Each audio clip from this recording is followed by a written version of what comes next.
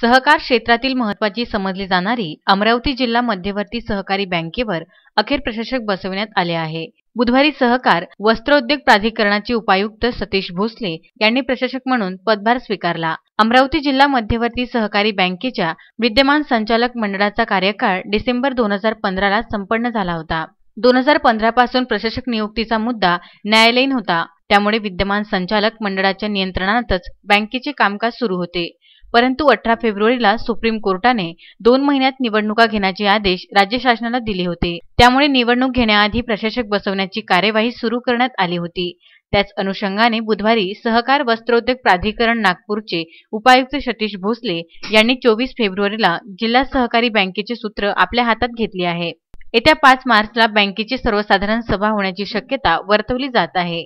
या सभेमध्ये 25 मतदारसंघाऐवजी 21 मतदारसंघांकरिता निवडणुका घेण्याबाबतचा ठराव सादर करण्याची शक्यता होती। त्यानुसार 5 मार्चला होणाऱ्या सर्वसाधारण सभेकडे सर्वांचे लक्ष लागले आहे। परंतु ही सभा होणार की नाही याबाबत देखील शंका कुशंका निर्माण होत आहे। अनिकेत ठाकरे, विदर्भ न्यूज, अमरावती।